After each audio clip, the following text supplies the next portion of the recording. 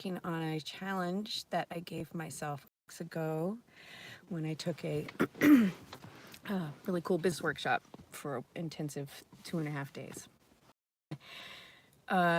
For this week, which would have been week 2, I challenged myself to go live 4 times. It didn't really matter where I did it, I just had to do it. This is video number 3. And I'm delighted to note that it feels like it's getting a little easier to get here. I feel a little less discomfort in my body, but I'll keep working with it. So I am this morning in my car. If you have not been introduced to my car yet, it is named Badass, the Magical Manifestation Machine. There's a totally good reason for that. And I'm not going to tell you right now. Anyhow, this is also kind of my happy place. I love it here. I have a lot of really good experiences in my car, and it related to my car. So this morning I decided, you know what? The easiest way to be comfortable and reasonably well lit and reasonable expectation of quiet in the car. Let's go. So that's the number 1 reason why I'm here. Number 2 reason why I'm here is I have really been wanting to remember the stories about really notable writers as soon as possible after the ride, so that I can trust my memory to be still fairly accurate. I haven't been particularly successful keeping good data on those. Maybe I've kept some notes and stuff just to kind of make a memory castle and hope for the best. But this one, I was like, no, I really want to talk about, I believe her name, I guess I can't say her name because I probably will say enough identifiable information that if somebody actually knew her, then they might figure it out. I don't think I'm going to say anything that she wouldn't want anyone to know, but again, it's not my story to tell. Anyhow, all you really need to know, it was an awesome conversation. It was my last of the morning. It was about 30 minutes, so we had quite a bit of time to talk. I picked her up in Northwest Portland, and she had told me she had lived there in that particular area for, I think she said 30 years. That's the only reason they could afford it, because she was paying 30 years ago, or, it's raised over the past 30 years, but not like it would have if she had moved. So, she was so amazing. So anyhow, so I found out pretty quickly that she was 69. She was really looking forward to retirement. During the pandemic, she worked over 80 hours, at least 80 hours a week, every week for those 2 years, those 2 kind of main years. And she's burned out now. And so, but it did inspire her to get off of all of the committees, and she's not going to any conferences. And, everybody knows next spring she's outie, and she's really looking forward to it. And I can't quite remember how we got on the conversation, but she was telling me how she has a goal of, is her goal 16,000 steps a day? I think she said she walks 6 miles a day. And I was pretty impressed with that.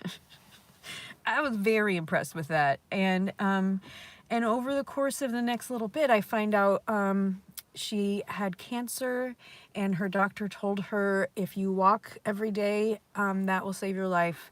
If you don't, I don't know what to tell you. It's basically the message she received. She took him seriously. She got her ass out there walking. She was showing off her Fitbit. And she said, my last appointment, I told my doctor I was a little concerned I was slowing down because I would have to take breaks during my walks. And at this point, I still hadn't really caught on to how fit she was. And she said, so my doctor asked me, how far have you gone by the time you have to sit down and take a break? And she said, shit, I wish I could remember for sure. I think she said 6 miles. And I'm like, what? I need a break. Every quarter mile, are you kidding me? Oh my God, I'm 50. Okay, I can do this. This lady just totally gave me her whole, like, dude, don't give up on your body talk.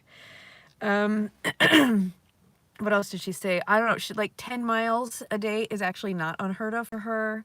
And she's just so active, and she recognizes the direct relationship it has to how active she's able to be in her life. Because she had just got done telling me she'd been working 80 hours a week. So she'd been a professor for 30 years, and she taught gender studies. She took a whole, like, she mixed everything all up, you know, so sometimes she'd be teaching gender and women's studies. So can you imagine, like, the evolution over the course of these past 30 years, that what that coursework would change, how that coursework would change? I can't remember now, like, all the different things. They didn't all seem immediately related to me, so and I think my mind's a little bit blown because I didn't know that I guess I didn't know professors could teach on a wide range of topics. And I guess I kind of thought they did pretty much the same thing all the time. So I'm realizing now other examples of when that was not the case, but I don't know. Anyhow, so active. And then she said, well, I was inspired also by my husband's parents because they like to go on walking tour, or they've passed now. They'd be 110 if they are still alive. So obviously they're not. But she said they would go on these walking tours, and now I can't remember, but they were definitely like not the kind of thing you would expect 89-year-olds to be on and to be like kicking ass at, but they were. And so she was very inspired by them, and she knew, and it was very clear because they had a long-standing habit of walking. The whole time I'm also thinking, oh my gosh, yes, because of course, if you walk enough, you're going to be clearing your body of all of the trapped energy that gets caught up every day. You're going to have like lots of fresh air. Sounds like for the most part, well, they don't always do it. No, she walked alone. That couple walked together. But anyway, so there's just like so many different places where this practice of extended walking on a regular basis, and that being a priority, like so many ways that opens up a different kind of life. So this woman, gosh, the whole drive was just, oh, and now I love it. She was so amazing. Okay, so she and I both got to Portland in 1990. So then she proceeds, when she finds that out, that I moved to Portland in 1990 at 18, she said, well, I moved to 1990, but I was in my 40s. And her husband, she's like, we went to 3 or 4 shows a night.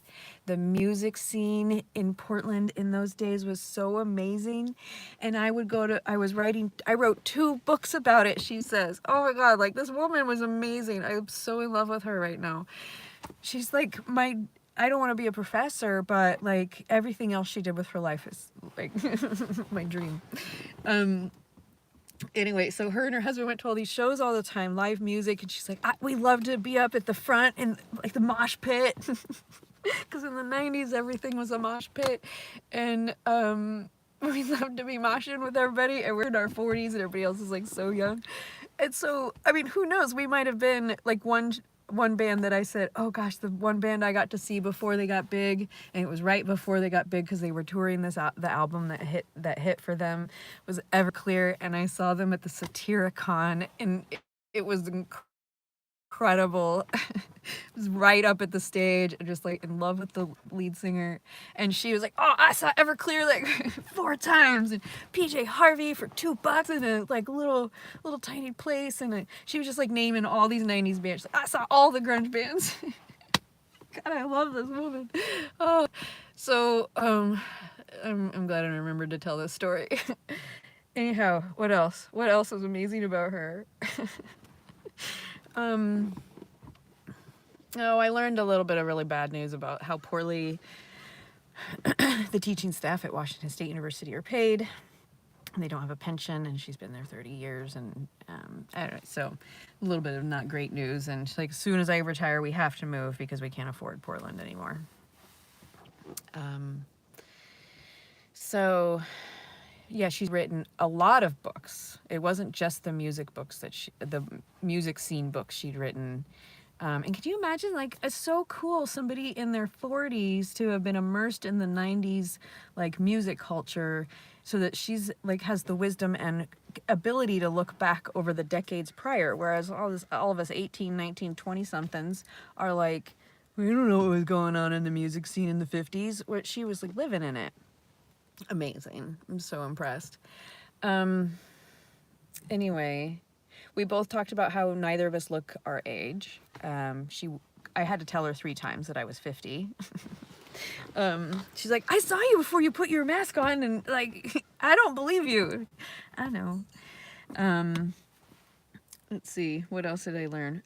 I think the main thing was the walking. That was what I most needed to hear, was how active she is. How she's like, oh, it changed everything about my body. It changed everything about my life. And I go, obvious, yeah, geez, is what I'm thinking. I didn't say that. I'm just like listening and appreciation and listening hard, because, you know, the road noise, sometimes I can't hear quiet talkers very well. So I am so inspired by her example of the amazing change that can happen with commitment to daily movement. And I imagine it doesn't have to be walking. That's her thing. It doesn't have to be my thing, but I could try it for a while, that's for sure. Daily movement. And then also just like following the spark, like what interests you, and spending time on that. And it sounds like she's very much gotten to live that life. She's gotten to be on committees that interest her. She's gotten to teach different courses that interest her. She's gotten to go to different, she talked about, there's a lot of, just opportunities to engage in her profession and in other people who are doing similar stuff, like at a very high level. That's amazing. Yeah, that's something I've always thought would be pretty amazing. So thank you for being, I'm so glad I was matched with that gal. I'm so glad we got to have that conversation. And then as we were wrapping up, I got out because she had her bag in the back, and opened the bag for her, and she's like, I hope I get you again, because I'd really like to hear about your experiences in Alaska. Yeah, I was like, yeah, that'd be great, cool. But so it would be nice. I'm gonna have to keep an eye out, because it'll be really awesome if sometime I get matched with her again. I never know. Now I kind of know, like, when I could look, but I would know that's probably when she leaves. She's there she goes to work through April. I don't know. Anyhow, let's see. Was that all what I really wanted to say on this video? Oh, cool. That took 13 minutes. That's not bad. Okay, so what I think I'll do now is I'm going to let it keep running, because my plan is eventually I will rehire a video editor, or maybe my admin will be like super excited to learn how to do very basic editing for me. Actually, that might be an idea, because then at least I would know, like, what is a very beginner? How long does it take to learn?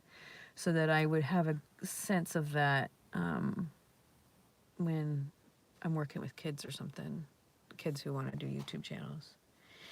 Because that's another idea. My little sweetie niece gal, she has a bunch of business ideas, and I think she's 10. Is she 10 now? And her mom is like, I don't want to do all these things. And I'm like, here's an easy idea. Start here, and then let me help with the other stuff that you don't want to do. She's like, okay. Anyhow, so eventually I'll rehire a video editor, and I will have these longer videos that I recorded live, and we'll have them chop up into like topic videos. Yeah. Okay, so a couple other things that I think are important for me to remember as a check-in.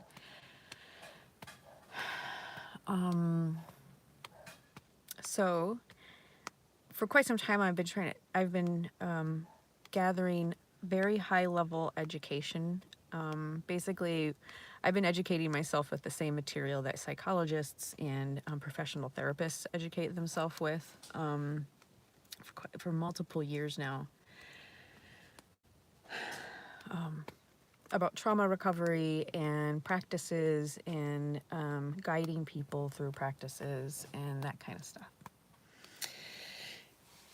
And just one of the courses I have about that is a teacher that I take my Qigong class from, and another one of the courses that she's offered that I do have is really around is basically a very encapsulated at the essence level knowledge of like brain dump about trauma and supporting others who have experienced trauma, and maybe she's presenting it from the perspective of her students are coaches working with clients. At this current moment, I am not working with paying clients. I am supporting some friends through some difficult times, and I receive a lot of inspiration from those experiences.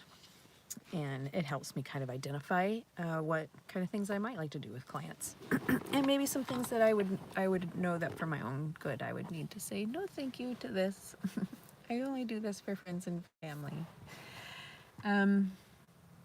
So where I was going with that is on my drive home. So I had about a 30-minute drive home. Normally, I'm really cranky about that. Normally, I feel very frustrated when I am in what I call bumfuck Egypt, and I maybe, like in this case, don't have a spare destination filter trip to use. I don't want to be on the road very long, so I basically have to decide I'm just gonna drive home. I'm not even gonna try to get a rider. So in those times, I'm like, well, I've got 30 whole minutes. Let's pick something. Not my story. Let's pick a class to listen to. So I pulled up one of Catherine Bird's trauma course sessions. And the one I hadn't listened to yet was specifically how to have a trauma-informed practice, working with clients. So I'm trying to remember now, like specifically what was the purpose behind telling that story. I guess I was celebrating that I got to listen to something I've been really wanting to for a while. I got to listen to it in a way that I enjoy, where I'm just listening to her voice. There were slides, but I'm not trying to look at them. I'm driving. It was quiet time, like reset time for myself. I found some free firewood too, because I came home an unusual way. So I passed a little house that they must have cleaned up a little tree or something. Most of it's not dry enough to use quite yet, but anyway, reset. So I know some of the other things that I wanted to talk about on here are, I'm starting to feel myself get like locked up again. So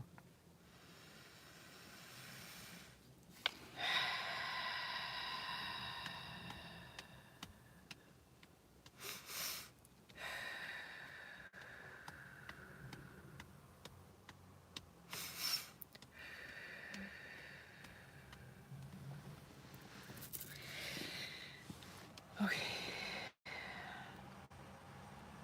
So what was my goal? And I wish I would have brought notes. Anyway, I'm just trying to make things as quick and simple as possible.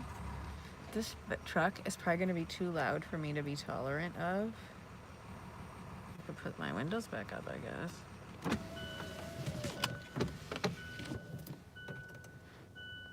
Okay. That's probably pretty good. All right. So I got to tell the rider story. And I actually had a really good one on Tuesday also. yeah, Tuesday morning I drove Uber only and made a ton of money, like a surprising amount of money. I had almost all long trips. Almost all of them had like surge bonuses on them. Almost all of them gave me really good tips. So I think I made $125, and I'll double check, but I think I did 5 trips. Multiple to and from the airport was one part, but anyway, I think my favorite writer from that. So I guess this is another edition of like, I don't know if I'm gonna call it Drive Time with Heather or 10,000 Bodies in My Car or what. Maybe that's it. Yeah, I think that's actually good. So like the story I'm about to tell, I believe what might happen with it it will eventually become like a kind of an intro to a whole series that I intend to do, which are stories that I'm telling based on my experience with riders in my car, or my experiences as a rideshare driver. Most of them include riders. And yeah, I think the title I've landed on is 10,000 Bodies in My Car. My car's name, like I've said, is Badass the Magical Manifestation Machine. And so that'll be another element that I'll include. But yeah, so this just feels like a really good story as kind of, because it just encapsulates so many like elements. Awesome. Anyhow, so I was in Wilsonville. I had just dropped somebody off that I had picked up at the airport. I was, again, unhappy about being there because it's one of the points of the map that I'm like, it's not easy to get out of here and it usually costs me money. Like, or I have a weird experience. Those are Wilsonville in particular. Either it costs me money because I ended up there, or I have a weird experience. So I dropped this man off in Wilsonville, and I got a 20-minute away request for someone in more like the Lake Oswego area. And for a few moments, my stomach clenched and I went, ugh! And then I remembered, since I was driving for Uber, the one thing Uber gets right is they pay long pickup fees.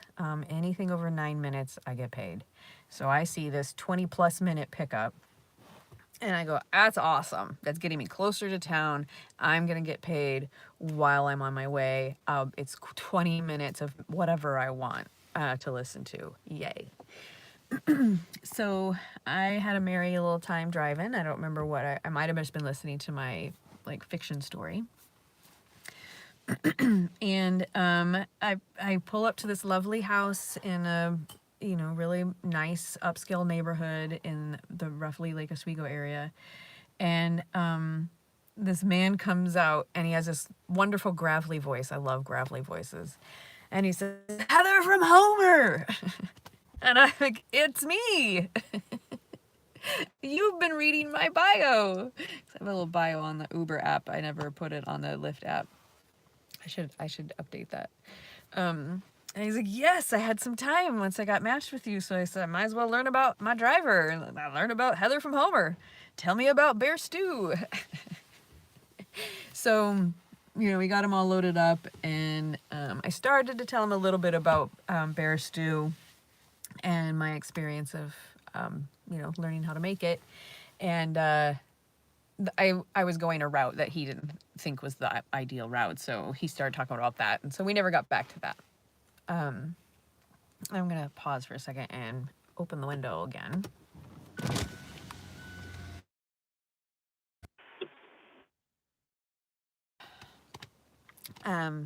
Anyhow, what did we do? I don't know. We just had like this kind of wide meandering kind of conversation that based on my bio and my growing up in Alaska.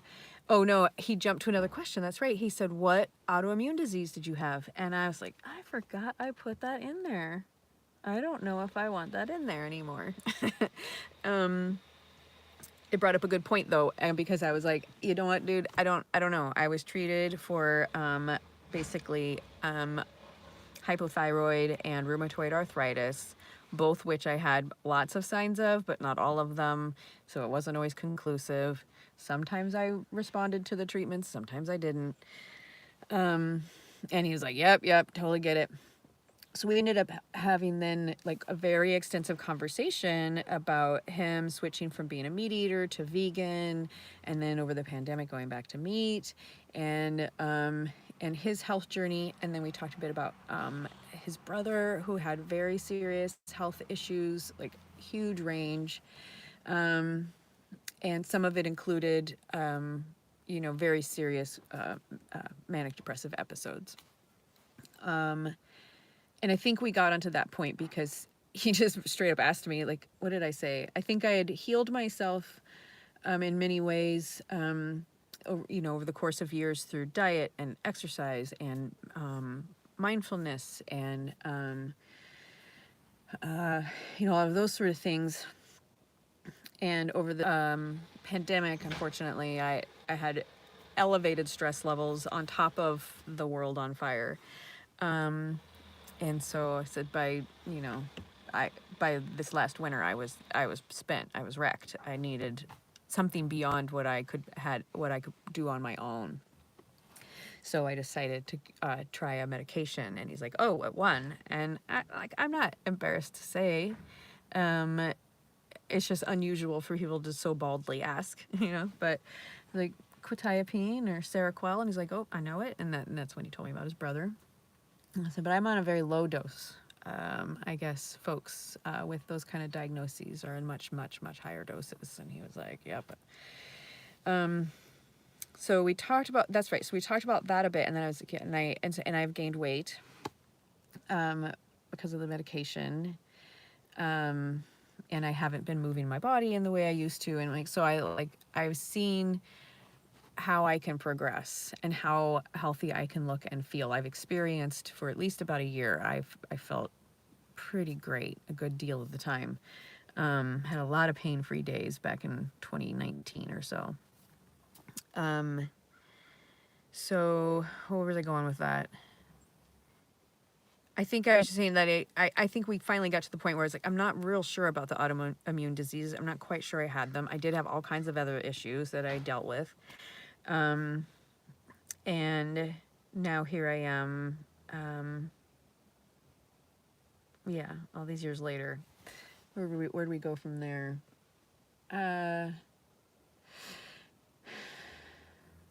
See, I kind of love these longer trips because then we get to have like multiple significant conversations.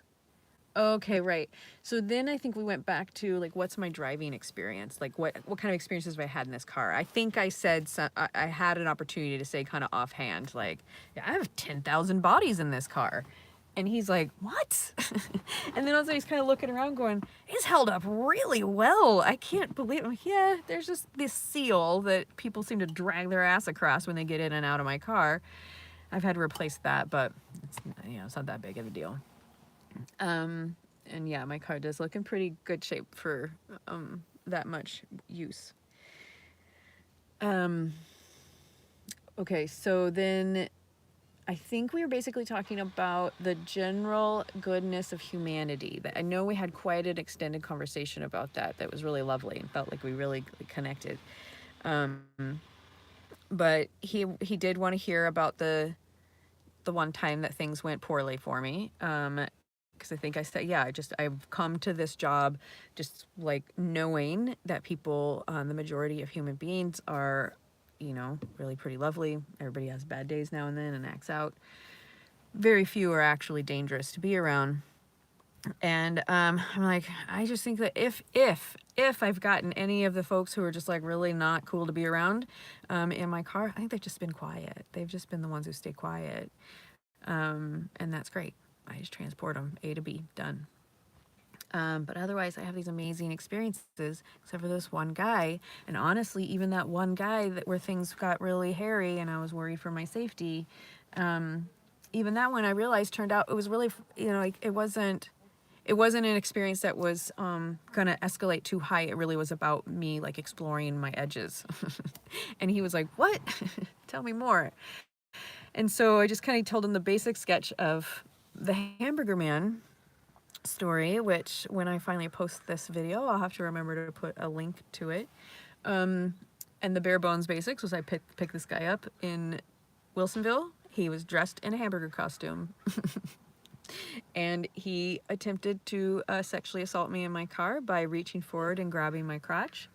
And as things were happening, I realized one of the things that helped me calm down is I realized, you know what? There is no way that the universe is gonna send me a dude dressed as a fucking hamburger to sexually assault me. So there is something else going on here, and that's what I'm gonna focus on. And he just like burst out laughing, and he's like, "I love you."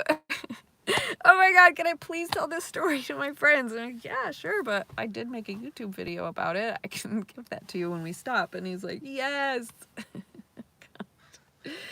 So, that was super funny. And then later after I did text him, we stood at the car and I like got it to him, and later he texted back and it said, "If I didn't know you, ha ha ha." And I was like, what? And so I looked back and I realized that the title of my video is, I think it says, "A man dressed as a hamburger tried to grab my crotch." and that's what he was responding to, like, "Oh my God, if I didn't know you." And so then I responded also with just like a laugh. Yeah. You don't know me, but whatever. So that was super funny, and I was really proud of myself because I also, before getting the dude to Wilsonville, I had just finished having a conversation with the gas station attendant. I hope he's as smart as it seemed like he was. I gave him my card. No, go for, I love it. Please shout it out. Good morning, world. You too. Neighbors. I didn't want her to apologize for that. That's awesome. Okay, brain train of thought broken. What the hell was I saying? Shit. I guess it's maybe time to go, but yeah, so that was just a really fun ride with that guy. I think his name was Ari. I loved his voice. I loved his stories. I loved his curiosity. Like, we just had such a great conversation. And I'm so glad that I got to have that one. And then today get to have the one where the gal who's almost 70 is like demonstrating how, I can't remember how old she said she was. I think she was in her 60s. No, she was in her 50s. She was in her 50s when she got cancer. So now's my time to get my ass in gear and get fit again. I can do it. Thank you. And in between, another little story I heard is there's this actor who's now on, I guess, a popular show on CBS or something, who had lost 100 pounds over the course of like a decade. And when he was telling Stephen Colbert this story, Stephen's like, what? And it was so cool because he was like, yeah, every couple of years I would have to totally get my headshots done again, and I would like update my whole everything because I would look totally different. And now here I am, like super fit, and now I'm living the life of my dreams, and you know, I'm just gonna stay here. I'm gonna keep taking care of myself like this so that I can stay really fit. And I've experienced what it's like to be well over 100 pounds overweight. So, and his recognition of it takes time. He also said weight lost fast is regained fast. So I didn't want to do it fast. I took it slow, and he did start with P90X, I guess. So that is a pretty intense program.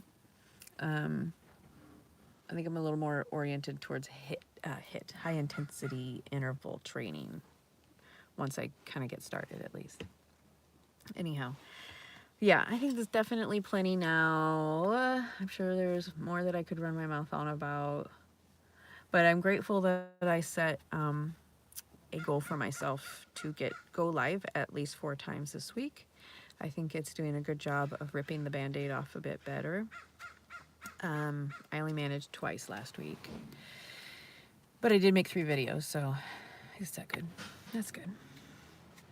And yesterday afternoon, I did things that I would do if I was a full-time YouTuber, and you know, that's part of what I'm orienting towards, is what do I do with my time if I am a full-time author and YouTuber and, you know, basic content creator and, you know, guide? What does my life look like? So trying to get out of my car. No, that's not true. I'm trying to get out of getting paid for my time in my car in the way that I currently am. If there was a different way that I could make 40 bucks an hour in my car, I might do it. But I'd be more likely to prefer to receive donations in multiples of $40 because then for every $40 I buy myself an hour out of my car and in my office making like making the projects that have been inspired by my friends and have been inspired by the clients that I have worked with. And I'm so ready. I have so much material to create very nice like lead generators. So, you know, let me give you this fantastic little form and you give me your email address and then every once in a while I'll send you an email kind of thing. I have everything I need to start doing to learn what's the next step to make that happen. I have to set it up. And I have set a very aggressive goal for myself in that I want it all to be at least one lead generator ready by my next meeting with my assistant so that I can get her started on cleaning up my YouTube channel and so that she can put fresh descriptions in that have the Buy Me a Coffee link as well as the hey, do you want to have something super cool in exchange for your email address link. So I have to finish those this week. I feel mildly nauseous. I need to go do my Qigong. But I am excited because I do have quite a bit of time available over these next 3 or 4 days. If I use it wisely, I will achieve my goals. Because the only thing between me and my goals is execution. There's a lot of execution I'm able to accomplish over the next 3 months or so. But this next month through October is a nice good push of a lot of mega batching because I have house sitting gigs in really nice places with lovely light and a lot of alone time. And then the very beginning of November, I have a trip to Palm Springs with my 2 besties, and that will be my vacation. I'm very excited. So that's what I have to look forward to. Like that's the celebration on the other side of this next month. Okay, so yeah, I'm going to stop there. Thank you for being on the receiving end. Thank you for being you. Thank you for being here. Yeah, I hope you have a great day. I'm going to do my best to curate a great day and take it here. See you later. Hey, how do I stop this thing? Maybe should I just put this X? Are you sure you want to stop streaming? Yes, indeed. Bye.